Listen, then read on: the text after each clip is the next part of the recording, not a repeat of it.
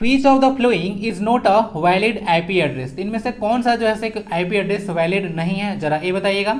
IP address का range होता है, अगर उस रेंज के अंतर्गत नहीं होगा तो उसको वैलिड नहीं कहा जाता है। तो जिसको पता है आंसर देने की कोशिश कीजिएगा। तो hello Jharkhand, welcome to learners guide education. आज के इस क्लास में देखेंगे पेपर 3 का कंप्यूटर भाषा ज्ञान, और इसमें 20 क्वेश्चन पूछा जाता है सेक्शन में, और हर एक क्वेश्चन में आपको 3 मार्क्स दिए जाएंगे, यानी कि 60 मार्क्स का यह पेपर होने वाला है। यह पार्ट नंबर 48 है। ऑलरेडी सारा पीडीएफ आपको टेलीग्राम पर अवेलेबल है, तो जाकर डाउनलोड कर लीजिएगा। झारखंड जी के भी चलता है, तो उसका क्लास आप लोग जरूर ज्वाइन कीजिएगा। @Learners guide education Telegram channel है, उससे जरूर जुड़ जाइएगा।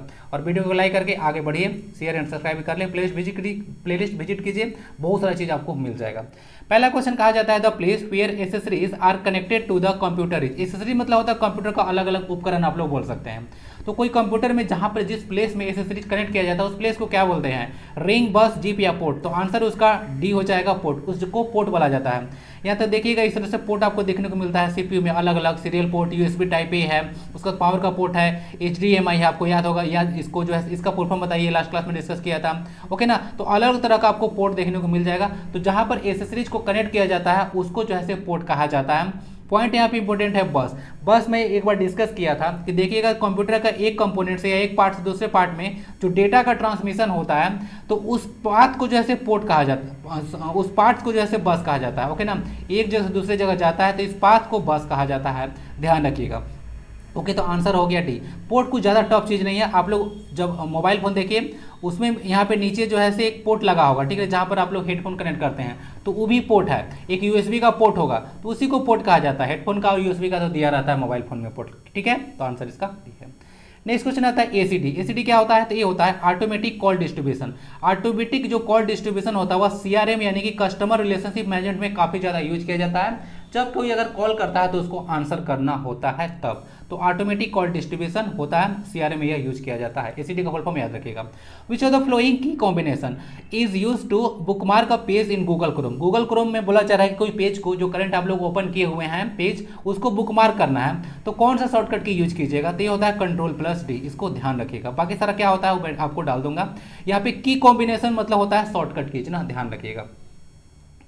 नेक्स्ट क्वेश्चन आता है the peripheral devices of a basic computer system does not include the. बोला जा रहा है ना, पेरिफेरल डिवाइस क्या होता है? तो पेरिफेरल डिवाइसेस वो होता है जो कंप्यूटर में हम लोग लगाते हैं अलग से।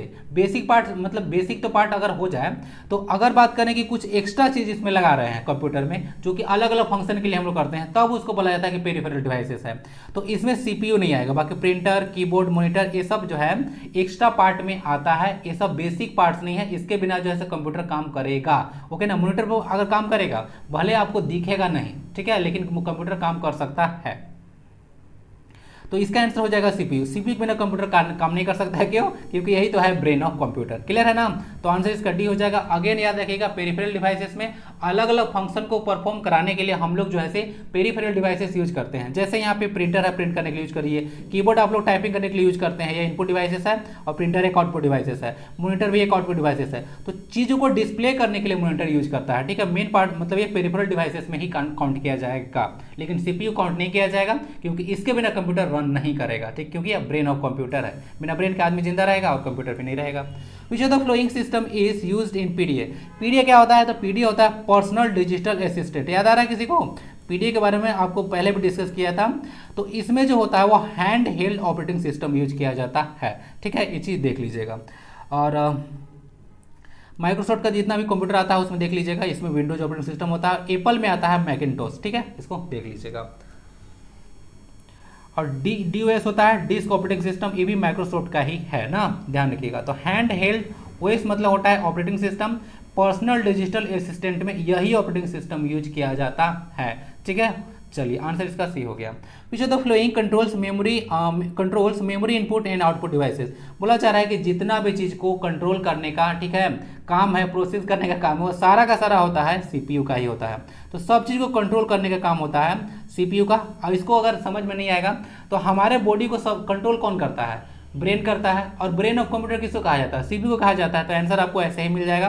बाकी अरिथमेटिक लॉजिकल यूनिट और लॉजिक यूनिट, उसके बाद कंट्रोल यूनिट और जो मेमोरी यूनिट है वो सब जो है सीपीयू का ही पार्ट है। 3 छांटने के लिए कभी कभी आता है, ध्यान रखिएगा। सीपीयू इसका आंसर हो जाएगा। यही सबको मैनेज करने का काम करता है, कंट्रोल करने का काम करता है। नेक्स्ट आता है in M S Excel the columns are numbered from A onwards till Z column is reached after Z column the series start with. कहने का मतलब है कि ए से जेड तक अगर कॉलम चला जाता है इस तरह से, ओके ना, तो उसके बाद जो है से फिर क्या होगा, तो उसके बाद ना ए बी इस तरह से शुरू होने लगता है, ध्यान रखिएगा। अगर देखिएगा यहाँ पे एक्सेल के बारे में बात की जरा, वर्कशीट यहाँ पे लिखा हुआ है, ठीक है। तो सिंगल जो पेज होता है एमएस एक्सेल में उसको वर्कशीट बोलते हैं, और ग्रुप ऑफ वर्कशीट्स को वर्क बुक बोला जाता है, ध्यान रखिएगा। बाकी यहाँ पे वर्कशीट में देखिए लिखा हुआ है यहाँ पे 1,48,576 रो हो सकता है और 16,384 कॉलम्स हो सकते हैं, तो इतना पॉसिबल है। बट ध्यान रख लीजिएगा यहीं पे है कॉलम ए से जेड अगर खत्म हो गया तो उसके बाद ए अगेन ए बी इस तरह से शुरू होता है। आंसर इसका ए है। Which of the flowing displays the contents of the active cell in Excel. ये तो बहुत ईजी क्वेश्चन है, बहुत बार डिस्कस कर चुका हूँ। और हाँ, जो आजकल जो आप लोग को मिलने वाला है कंप्यूटर जो आपके बाद आ रहा है आज ही क्लास से, वो एसएससी सीजी लेवल का जो है कंप्यूटर क्लास आपको मिल रहा है। अलग अलग जगह से मैं मटेरियल को उठाकर लाता हूँ। तो इसमें होता है ना फॉर्मूला बार, तो फॉर्मूला बार में जो है से आपको जो एक्टिव सेल है उसका कंटेंट्स देखने को मिल जाएगा। और अगेन वही बात है, फॉर्मूला हमेशा जो है से इक्वल टू साइन से शुरू होता है एक्सेल में। एक्सेल देख लीजिएगा, एक जो है से डेटा प्रोसेसिंग सॉफ्टवेयर है, चार्ट बनाना है, टेबल बनाना है, पाई चार्ट बनाना है, उसके लिए यूज किया जाता है एक्सेल, माइक्रोसॉफ्ट के द्वारा डेवलप है। तीसरा देख लीजिएगा यही होता है, ओके ना, जितना भी सब सेल दिख रहा है बॉक्स जैसा वो सेल है, तो यहाँ पे एक्टिव सेल को दिखाता है फॉर्मूला बार, ठीक है ना, यहाँ पे देख लीजिएगा। नेक्स्ट है zoom slider option is available. तो जूम स्लाइडर ऑप्शन कहाँ पे होता है, जूम स्लाइडर समझते हैं क्या होता है। जूम स्लाइडर देखिए यहाँ पे 100% होता है, अगर माइनस कम करना है तो ठीक है, 110 करना है, 20 करना है, इस तरह से हो सकता है।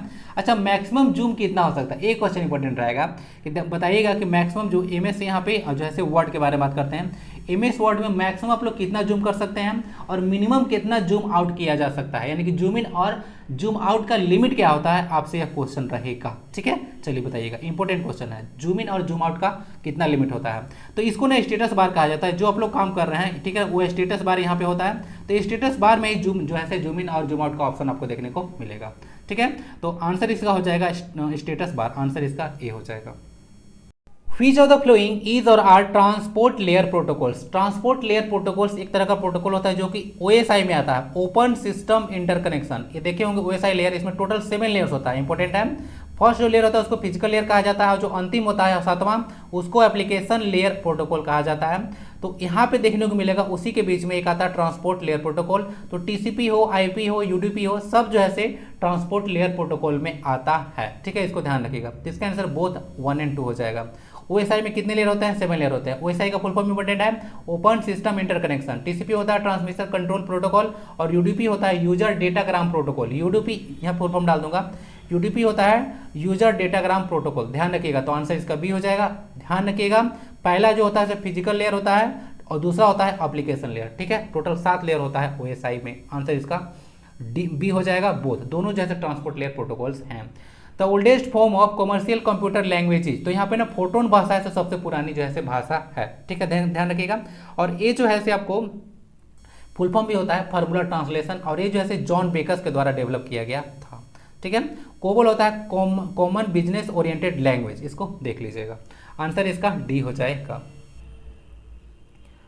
और ये सब तो पता होगा, कंप्यूटर में जो आपको पहला जो प्रोग्रामिंग जो प्रोग्रामर थी वो जो लेडी एडा लवलेस को कहा जाता है ना, पहला प्रोग्रामर कहा जाता है उनको, लेडी एडा लवलेस। और फोटोन जो लैंग्वेज है वो साइंटिफिक पर्पस के लिए यूज होता है नॉर्मली। कोबोल है कॉमर्शियल पर्पस के लिए यूज किया जाता है। जावा लैंग्वेज आपको देखने को मिलेगा, जो आप लोग वेब बेस्ड जो एप्लीकेशन होता है वेब पेज डिजाइन करने के लिए, उसको जावा का काफ़ी ज़्यादा यूज किया जाता है। ये सब कुछ याद रख सकते हैं।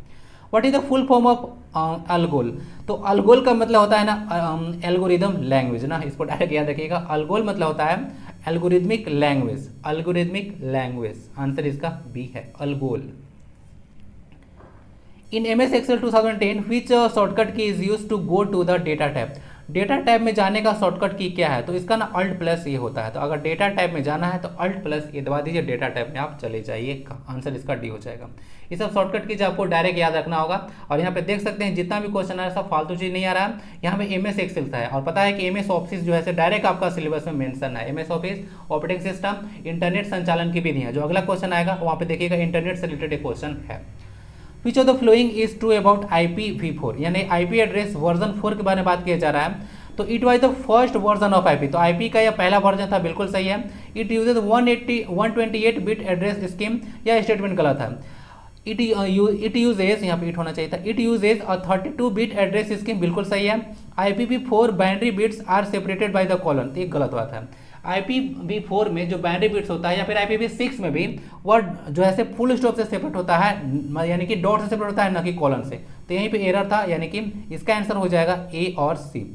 फर्स्ट वर्जन था IP का, ध्यान रखिएगा, और उसी का एडवांस जो वर्जन आया था वो बाद में आया था IPv6 ना। और ये जो है 128 बिट जो है एड्रेस है, ये बिल्कुल सही होगा। IPv6 के बारे में बोल देगा तो 128 जो है बिट एड्रेस स्कीम है, बिल्कुल सही है। लेकिन IPv4 जो है 32 बिट एड्रेस स्कीम है, ध्यान रखिएगा। तो आंसर इसका 1 और यहाँ पे 3 हो जाएगा। यहाँ पे इसको ना चेंज करना पड़ेगा, यहाँ पे चेंज 1 और 3 होगा, इसको चेंज करना होगा। PDF प्रोवाइड करा दूंगा, ओके, चेंज करना भूल गया होगा।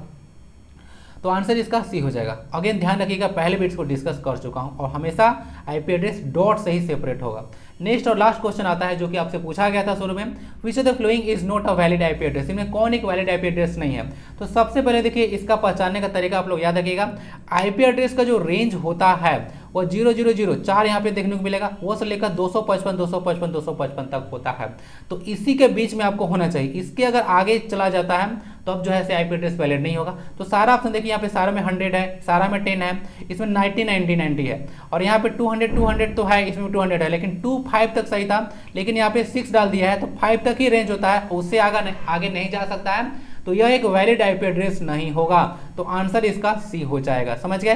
रेंज याद रखिएगा, याद रखना भी काफी इजी है। 0000 है, उसके बाद 255 और IP एड्रेस हमेशा डॉट से सेपरेट होगा, ये तो आपको भूलना नहीं है।